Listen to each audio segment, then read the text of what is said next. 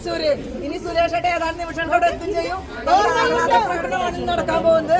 ഞങ്ങൾ രാവിലെ മുതൽ 8 മണി തൊട്ട് വന്നിരിക്കുന്നതാണ് സുരേഷേട്ടന്റെ ഒരു ആഹ്ലാദ പ്രകടനത്തിന് വേണ്ടിയിട്ട്. അപ്പൊ ഞങ്ങളെല്ലാവരും ഒന്നിച്ച് ഞങ്ങളെല്ലാ മഹിളാ പ്രവർത്തകരും ഞങ്ങളിൽ പ്രവർത്തിച്ച കൂട്ടായി പ്രവർത്തിച്ച എല്ലാവരും കൂടി തന്നെ ഇപ്പൊ ഞങ്ങള് ആഹ്ലാദ പ്രകടനം തൃശ്ശൂരിലെ ജനങ്ങൾക്ക്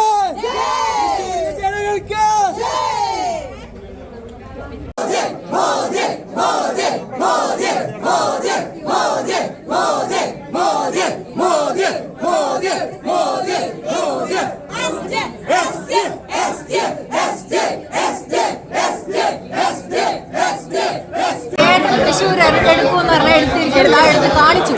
തൃശ്ശൂർ എടുത്തല്ലേ? ലേറ്റാ വന്നാലും ലേറ്റസ്റ്റ് ആവുത്താരാ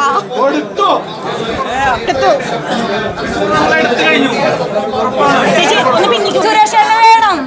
തൃശ്ശൂരുകാർക്ക് സുരേഷ് വേണം. തൃശ്ശൂർക്കാര് ഈ ഇലക്ഷനിലെ പുറത്തെ മറുപടി വർഗീയതയ്ക്കെതിരെ മറുപടി, LDF-നും UDF-നും പരിപൂർണ്ണ വർഗീയ രാഷ്ട്രീയത്തിനുള്ള മറുപടിയാണ് സുരേഷ് ഗോപിയുടെ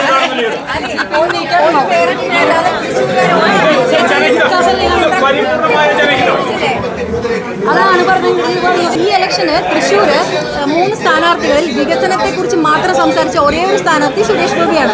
നിങ്ങൾക്ക് വേണമെങ്കിൽ അദ്ദേഹത്തിന്റെ ക്യാമ്പയിൻ എടുത്ത് ഇത് തെറ്റാണെന്ന് തെളിയിക്കാം.